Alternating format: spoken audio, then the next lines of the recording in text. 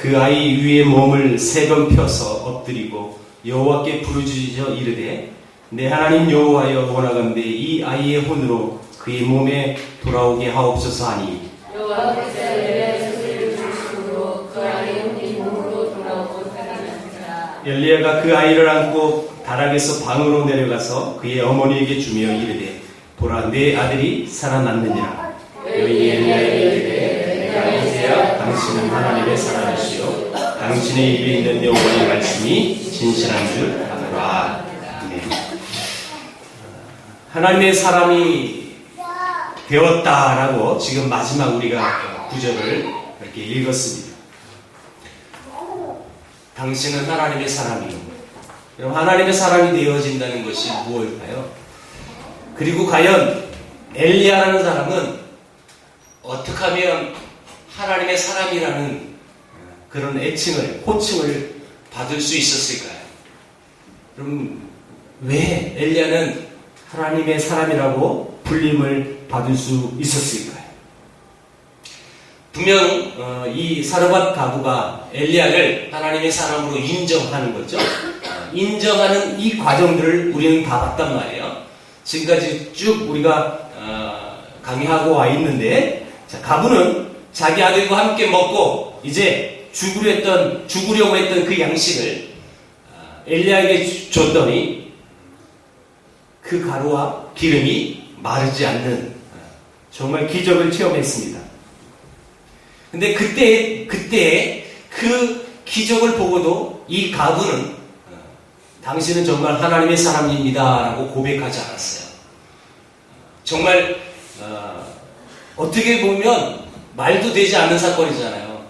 그냥 단지 내가 이거 먹고 이제 죽어야 되는데 이거 안 먹고 엘리야에게 줬더니 하나님이 그 가루로 또 기름을 마르지 않게 하셔서 계속 지금 먹고 사는 거예요. 그때도 당신은 하나님의 사람입니다 라고 고백하지 않았어요. 근데 드디어 그 여인은 당신이 정말 하나님의 사람입니다 라고 이제야 인정을 하게 되는 것입니다. 무슨 사건 때문에요? 자기 아들이 죽었다 살아나니까. 자, 여러분 엘리야는 어떻게 하나님의 사람이 되었느냐? 단순해요. 우리 17절 보겠습니다. 17절 보면 그 사르밧 가부의 아들이 숨이 끊어진지라 실제로 죽었습니다. 죽었어요. 여기서 중요한 것은 17절 서두에 이 일 후에라고 기록이 되어 있는데 이게 원문에는 복수형이에요. 이 일들 후에 많은 일들이 있었죠. 엘리야가 지금까지 겪은 그 모든 일들로도 아직도 하나님의 훈련이 끝나지 않았다라는 의미예요. 이것은 지금 계속 엘리야가 훈련되어지는 과정을 우리가 약 2주에 걸쳐서 봤습니다. 말씀에 순종하는 훈련을 엘리야가 받았고, 그리고요 적진에 들어가서 이 시돈 땅에 들어가서 너희들이 믿는 그 신은 진짜가 아니다. 바알은 진짜 신이 아니고 내가 믿는 하나님이 진짜 신이다. 여러분 이것이 예루살렘에서 선포함이 아니고 오직 그들이 주거지 본거지에서 이 엘리야는 선포했습니다. 하나님이 말씀하셨고 그대로 순종했던, 그래서 그 훈련을 통해서 엘리야는 많은 과정들을 통해서 하나님의 사람이 될 수 있었는데 아직도 훈련이 남았다라는 뜻입니다. 하나님의 사람이라는 것은 하나님께서 되었다라고 그렇게 말씀하실 그때까지, 여러분 하나님이 충분하다고 하실 때까지 훈련을 계속 받아야만 하는 것입니다. 이것이 하나님의 사람이 되는 과정인 것이죠. 그러니까 우리가 인식할 때는 이 정도면 될 것 같다. 이 정도 훈련을 받았으면 됐지. 내가 뭐 더 받아. 내가 몇 개월 훈련 받았으니까 이제 난 끝났어. 이제 나는 좀 된 것 같아. 이건 우리의 생각이죠. 그런데 하나님의 관점 속에서 볼 때 하나님이 그만할 때까지, 하나님이 인정할 때까지 우리 인생은 계속 훈련이 되어져야 하는 것입니다.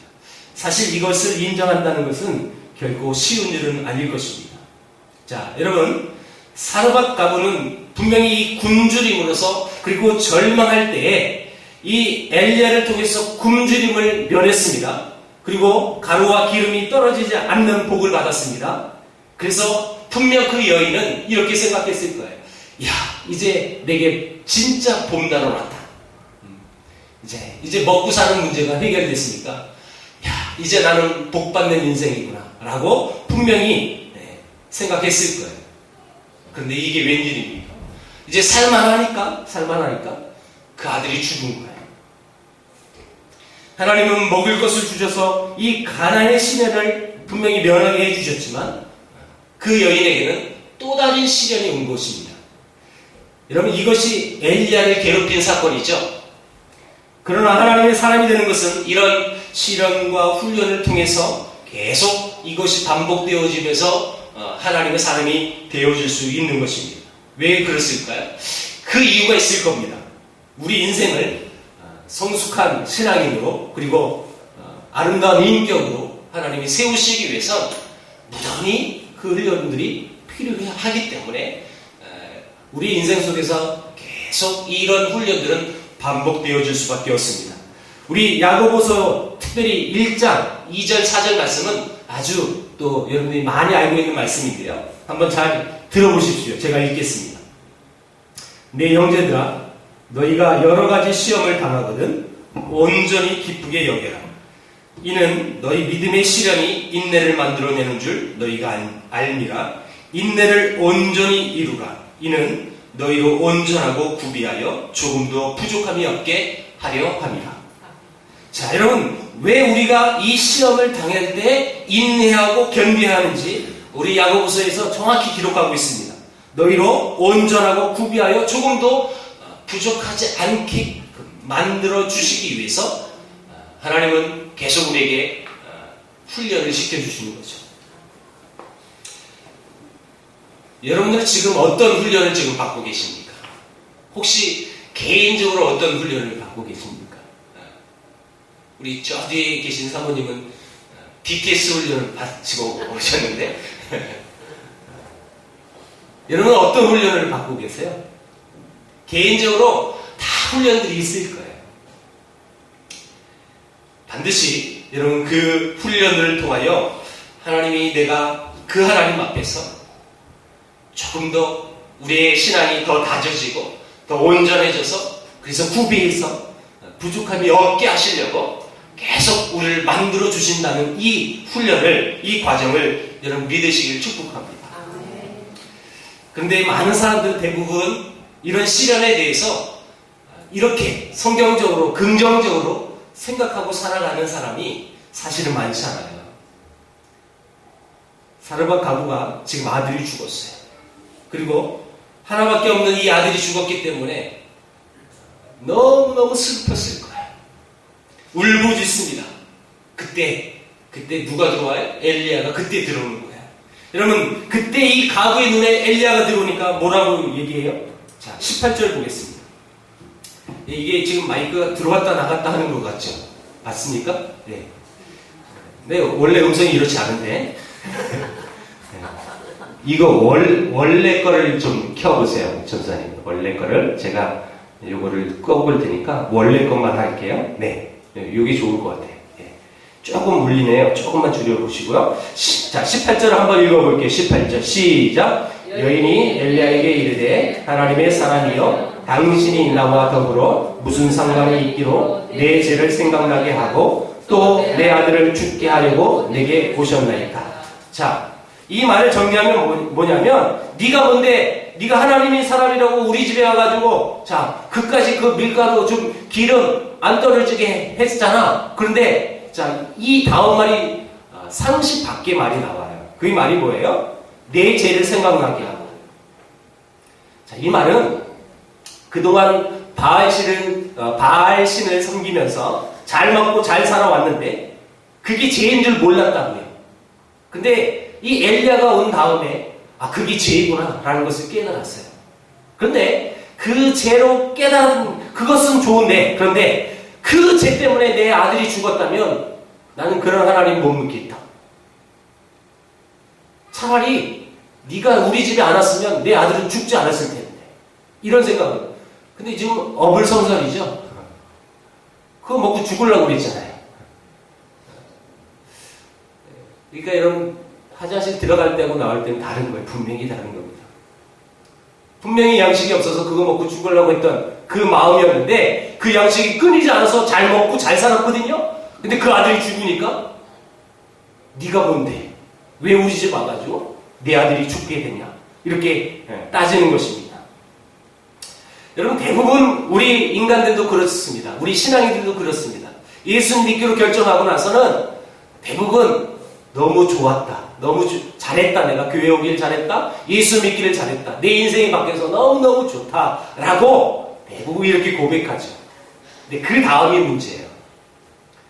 제가 짧은 인생이지만 쭉 이렇게 신앙생활을 하고 볼 때에 참 예수 믿으려고 막 작정하는 사람들에겐 참 많은, 왜 그런 시련들이 많은지 몰라요. 여러분들도 신앙생활 하시면서 조금 더 내가 나의 신앙이 도약하기를 원한다. 더 하나님을 예비하고 하나님만 바라보겠다라고 다짐하고 고백한 다음에 곧바로 그런 시련들이 오는 것을 여러분 혹시 느끼셨나요? 우리 가정이 조금 더 하나님의 말씀으로 살고 싶다. 하나님이 기뻐하시는 그 가정이 됐으면 좋겠다. 나의 영혼이 오직 주만 바라보겠다라고 결심하면 이 상하리만큼 시련들이 참 많이 오는 것을 봐요. 예. 특별히 여러분, 사역자들에게는요, 시험이 언제 제일 많은지 아세요? 토요일 밤이나 주일 아침.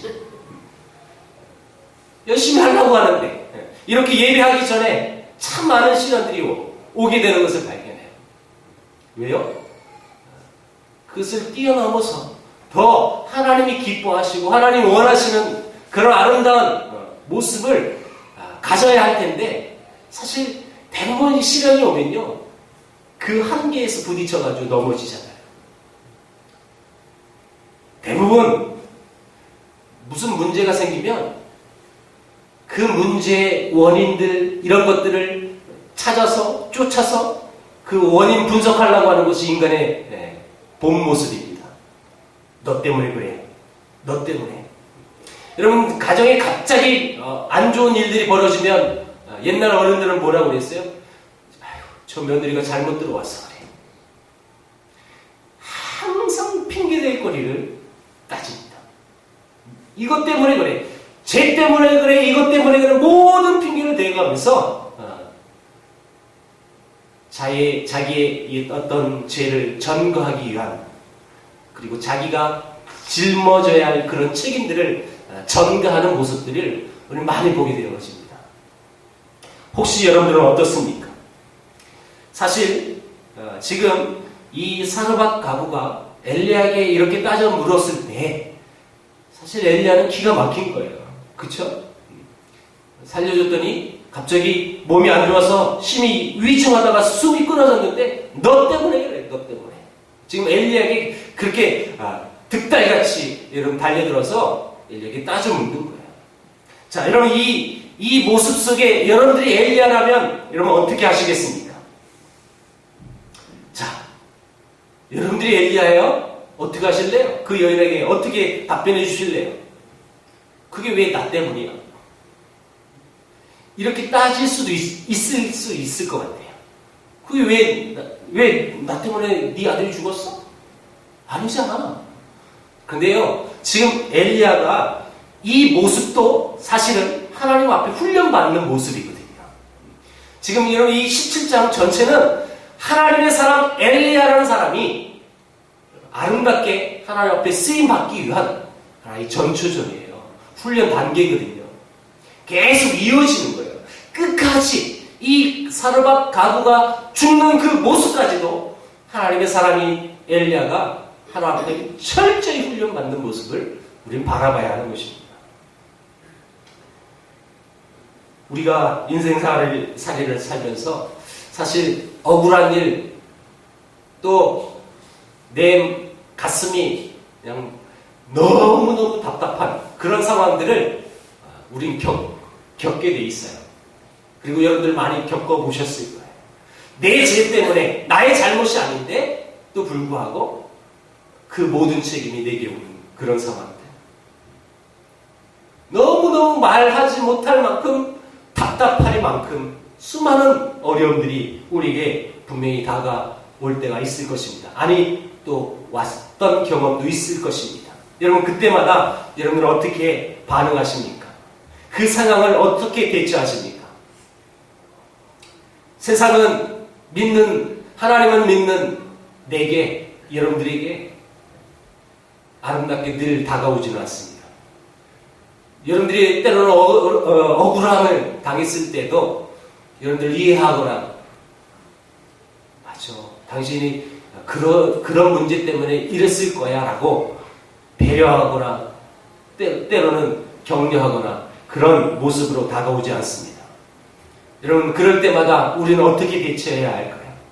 그때마다 세상 사람들처럼 소리치고 또 이에는 이, 눈에는 이, 눈처럼 해가지고 그들을 여러분 대적하며 똑같은 관점 속에서 그들과 함께 싸워야 될까요? 여러분들이라면 어떻게 하실까요? 만약 그때마다 나의 분노와 나의 어떤 옛 습관으로 그들과 여러분 똑같이 대결한다면 우리는 결코 하나님의 사람이 될 수 없을 것입니다. 그조차도 지금 훈련의 단계라는 거죠. 때로는 너무너무 억울해요. 이 변명조차 이런 일들이 벌어졌다라고 말하기조차도 너무너무 힘든 가정들도 있을 거예요. 여러분 그때 여러분들 어떻게 하시겠어요? 지금 엘리야라는 사람은 지금 이런 상황에 부딪힌 거예요. 엘리야의 잘못이 아니잖아요. 하나님이 가라고 해서 갔어요. 그 사르밧 가부의 집은 자기의 전혀 의견과 상관없이 하나님이 가라고 해서 간 거예요. 그래서 그 집에 그 여인에게 가부에게 달라고 해서 그래서 먹은 거예요. 하나님이 시킨 대로 한 거거든요. 지금 엘리야는 분명히 억울했을 거예요. 분명히 이 여인이 나한테 이런 말 할 그런 상황이 아닌데. 근데 이 엘리야는 철저히 지금 훈련받고 있는 것입니다. 여러분 세상 사람들처럼 똑같이 엘리야는 반응하지 않았습니다. 자, 19절부터 23절이 그 엘리야가 끝까지 하나님만을 의지하는 모습이 나오는 것입니다. 끝까지 하나님만 바라보는 거예요. 그 억울한 상황 속에서도 끝까지. 자, 그 모습이 뭐냐면 이 엘리야가 하는 행동을 보면 됩니다. 19절 보겠습니다. 19절. 같이 읽어봅니다. 시작. 엘리야가 그에게 그의 아들을 달라 하여. 자, 다른 거 하지 않았어요. 뭐 했어요? 아들을 달라고 했어요. 여러분 엘리야는 절대 싸우지 않았습니다. 말싸움조차도 하지 않았습니다. 혈과 육으로 더불어서 그 여인과 씨름하지 않았습니다. 변명도 하지 않았습니다. 단지 아이를 달라고 해서 그 죽은 아이를 안고 자기가 거처하는 다락에 올라갑니다. 그리고 침상에 누웠습니다. 그리고 여호와께 부르짖습니다. 기도합니다. 20절 다 같이 여러분 엘리야의 신정을 한번 읽어봅니다. 시작. 여호와께 부르짖어 이르되 내 하나님 여호와여 주께서 또 내가 우고하는지 과부에게 재앙을 내리사 그 아들이 죽게 하셨나이다. 자, 이것만 보면 오해를 할 수 있는 거예요. 지금 목사님이 엘리야가 하나님만 바라봤는데 지금 이 상황만 보면 뭐예요? 막 따지는 것처럼 보이죠. 네. 자, 21절 22절을 봐야 됩니다. 읽겠습니다. 시작. 그 아이 위에 몸을 3번 펴서 엎드리고 여호와께 부르짖어 이르되 내 하나님 여호와여 원하건대 이 아이의 혼으로 그의 몸에 돌아오게 하옵소서 하니 여호와께서 엘리야의 소리를 들으심으로 그 아이의 혼이 몸으로 돌아오고 살아난지라. 여러분 많은 사람들이 이 부분을 보고 오해할 수 있는 것입니다. 죽은 사람을 살리는 법을 찾는 실수를 범하는 거죠. 아, 죽은 사람을 이렇게 살리면 되는구나. 그걸까요? 오늘 본문이 죽은 사람을 살리는 비법을 가르쳐주는 그런 본문일까요? 예, 그렇지 않습니다. 이것은 엘리야가 몸을 3번 펴서 엎드리라는 것을 이 의미를 알아야 하는데 아이 몸과 완전히 밀착했다는 뜻입니다. 자, 이것은 특별히 간절함의 표시이기도 하고요. 크게는 이겁니다. 그 아이와 엘리야 자기가 동일시 되어지는 모습이에요. 하나님, 이 아이를 살려주세요. 이 아이가 나도요, 내가 이 아이입니다. 이 아이를 안 살려주시면요, 제가 죽는 거예요. 그런 간절한 모습으로 지금 하나님 앞에 매달리는 것입니다. 이 아이가 죽는다면 내가 죽는 것을 의미한다는 그 심정으로 간절히 지금 주님 앞에 여러분 애타게 기도하고 있는 것이죠. 이것이 지금 하나님의 사람의 마지막 훈련인 것입니다. 이게 뭐예요? 끝까지 하나님을 신뢰하는 것, 온전히 하나님만 바라보는 것. 이것이 지금 엘리야의 마지막 숙제였어요. 뿐만 아니라 마지막 간절히 하나님 앞에 기도하는 훈련. 이것이 오늘 열왕기상 17장에서 우리에게 주는 메시지예요. 많은 사람들이 이 부분을 또 오해해서 잘못 해석하는 부분도 있습니다. 내가 진이 다 빠지도록 이렇게 기도했더니 하나님이 들어주셨어. 여러분, 이렇게 고백하는 것은 자기를 믿는 믿음이에요. 내가 이렇게 기도했더니 하나님이 응답해 주셨어. 그러니까 여러분, 우리 단에서 간증하지 않더라도 우리 사랑하는 성도들 앞에서 간증할 때도 내가 이렇게 기도했더니 하나님이 들어주셨어.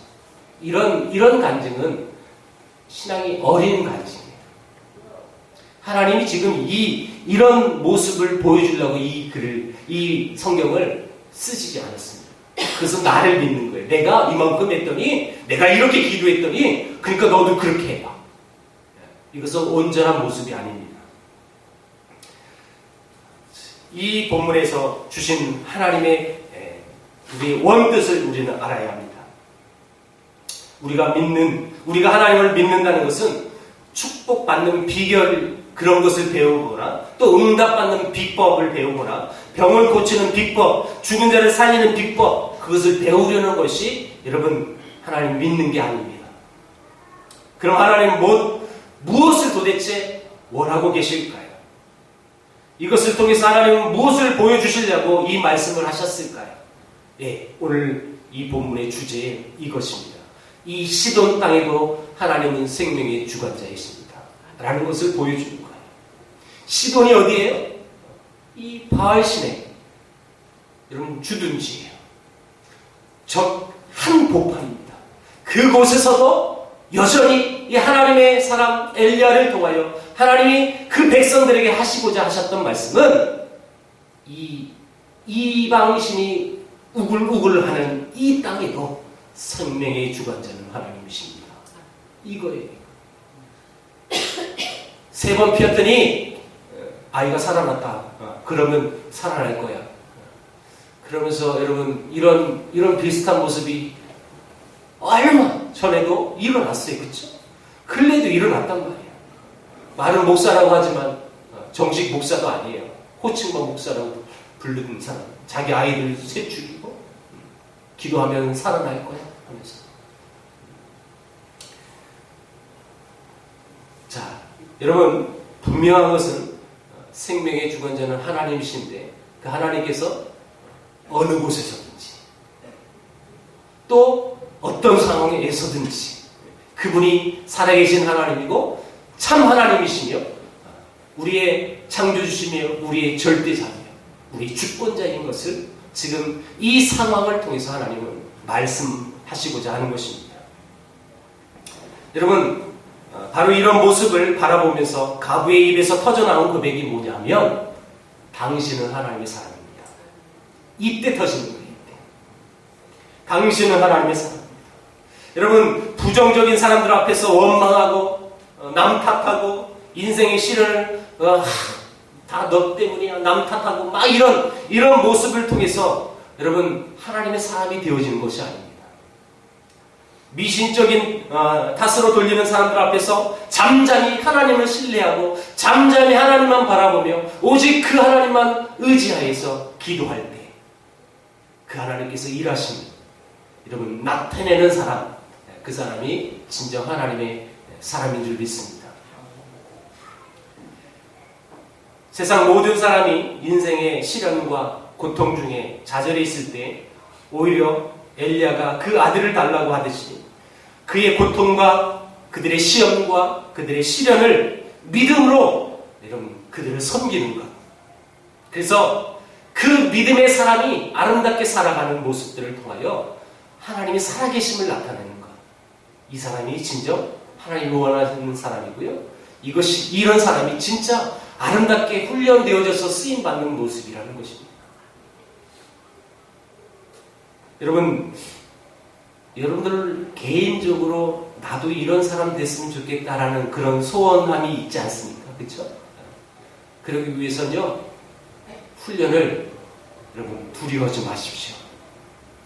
시련이 끝나면 곧 봄날이 올 것이다 라는 것이 우리의 간절한 소망이시지만 그 시련이 끝나고 또 다른 시련이 올지라도 여러분 그 최종적인 목적지를 우리는 바라볼 수 있는 그런 믿음의 눈이 있어야 하는 것입니다. 그 모든 일을 주관하시는 그분이 하나님이라는 것을 우리는 바라봐야 하는 것입니다. 하나님을 신뢰할 때는요, 어떤 시련과 어떤 훈련이 올지라도 그걸 견뎌낼 수가 있는 것입니다. 그리고 그 하나님께서 그 시련의 목적을 그리고 그 의미를 내게 왜 주셨는지 알게 될 수 있는 거예요. 알면요 쉬워져요. 그렇죠? 이건 하나님이 내게 이 상황을 이 역경을 뛰어넘으라는 나의 믿음을 지금 바라보시려고 하시는 모습이구나. 이거 알면요 어떤 시련이 와도 견딜 수 있는 것이겠죠. 예, 이런 하나님을 여러분 바라볼 수 있는 귀한 믿음이 있기를 축복합니다. 이게 바로 하나님의 사람입니다. 자, 여러분 제가 여러분들에게 질문해 볼 거예요. 그리고 여러분 스스로 대답하세요. 나오는 내 입으로 이렇게 대답하면 옆에 분들이 시험 될 수 있거든요. 분명히 속으로만 대답해 보십시오. 여러분은 하나님의 사람이십니까? 어떤 시련을 지금 겪고 계십니까? 지금 어떤 훈련을 겪고 있는 과정입니까? 그 훈련을 통하여 분명히 하나님은 하나님의 사람을 만드셨어요. 엘리야를 통해서 우리가 볼 수 있듯이 우리 인생도 동일합니다. 너무 견디기 힘든 그런 지금 훈련의 과정이 있습니까? 여러분 이 엘리야는 끝까지 최종적으로 억울한 상황까지도 오직 하나님만 바라보고 의지함으로 하나님의 사람이 되어진 것입니다. 우리도 마찬가지예요. 어떤 시련과 어떤 역경이 와도 오직 그 모든 것이 하나님의 주관이며 그 훈련을 통하여 내가 하나님에게 아름답게 쓰임받는 과정이라는 것을 발견했을 때는요, 여러분 어떤 시련이 와도 내 마음이 평안해질 수 있는 것입니다. 그래서 잘 단련이 되어져서 오직 하나님께 쓰임받는 여러분들이 다시 한번 축복합니다. 많은 사람들이 하나님 나 쓰세요, 하나님 나 쓰임받고 싶어요 라고 많이 기도하는데 하나님 나 단련하게 해주세요. 하나님 제가 이 훈련을 잘 달게 받게 해주세요. 이렇게 기도를 많이 안 해요. 못해요. 예, 여러분 쓰임받기 위해선 훈련되어야 합니다. 제가 이 하나님의 사람 되는 훈련 과정들을 두 주 걸쳐서 말씀할 때 기억하십니까? 첫 번째, 한 사람의 군인을 만들기 위해서도 어마어마한 투자가 필요해요. 어마어마한 기간이 필요합니다. 사병을 키우는 것보다 장교를 키우기에는요 엄청난 대가 지불이 필요합니다. 비행기 한 대 몰고 가는 이 파일럿을 양성하기에는 수십억의 돈이 필요해요. 수년의 기간도 필요하고요. 그래서 여러분 비행기를 운행할 수 있는 비행사가 배출되어지는 거예요. 그냥 눈 깜빡할 때 여러분 비행사가 배출되지 않습니다. 엄청난 그 안에 시련이 있습니다. 엄청난 까다로운 조건도 있습니다. 그런 과정이 있기에 파일럿이 나오는 것이죠. 군인이 나오는 거죠. 우리 하나님의 군사입니다. 하나님의 군사가 아름답게 하나님의 복음 들고 하나님의 사랑 가지고 하나님의 은혜 가지고 나가려면 여러분, 우리도 훈련되어야 합니다. 오늘 이 날도 훈련의 과정이라는 것을 생각하고 그 하나님 앞에 온전한 예배자로, 그 하나님 앞에 온전히 쓰임받는 한 사람으로 서기 위해서 나는 무엇을 해야 할까? 내 현 시점에서 나는 가장 지금 현재 내가 무엇을 해야 할까? 하나님이 나를 통하여 무엇을 지금 기대하고 계실까? 그걸 바라볼 수 있는 오늘 한밤이 되었길 주의 이름으로 축원드립니다. 기도하겠습니다.